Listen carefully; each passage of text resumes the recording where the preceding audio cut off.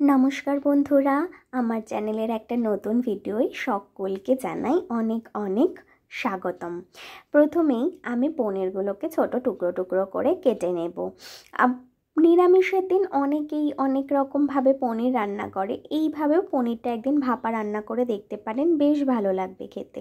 প্রথমেই একটা বাটিতে কয়েকটা কাজু বাদাম, 1 চামচ সাদা সর্ষে, 1 চামচ পোস্ত আর একটু জল দিয়ে আমি এটাকে ভিজিয়ে রাখবো কিছুক্ষণ, যাতে এই পেস্টটা আমি যখন তৈরি করব শিলনোড়ায় বাটতে সুবিধা হয় আর স্মুথ হয়। আর এর মধ্যে আমি বাটার সময় একটা কাঁচা লঙ্কাও ব্যবহার করেছি, আপনারা স্বাদ মতন ঝাল ব্যবহার করবেন। এই টিফিন কৌটোটায় যেহেতু আমি ভাপাতে দেব, তাই এই টিফিন বক্সটার মধ্যে পনিরের টুকরোগুলো দিয়ে দিলাম। এরপরে বাটা মশলাটা দিয়ে দিলাম, এর মধ্যে নুন, মিষ্টি, ঘরে পাতা টক দই দিয়ে দেব।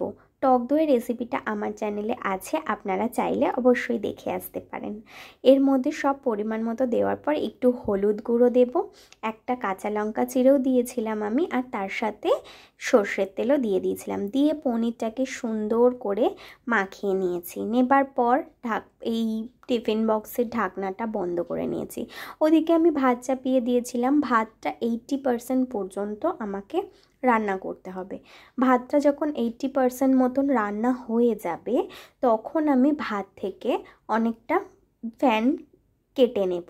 এতটা জল থাকলে যেহেতু টিফিন বক্সের মধ্যে জল ঢুকে যাবার প্রবণতা হতে পারে, তাই অনেকটা ফ্যান কেটে নেওয়ার পর আমি এর মধ্যে টিফিন বক্সটা দিয়ে দিলাম। দিয়ে মিনিট 15 কি মিনিট 20 একটু ভাপাতে দেব।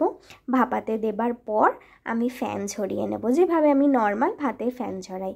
এভাবে বানিয়ে দেখবেন, এই রেসিপিটা মিনিট 15-র মধ্যে অসাধারণ এই পনিরের রেসিপি তৈরি হয়ে যাবে। আর গরম ভাতে খেতে এটা দারুণ লাগে।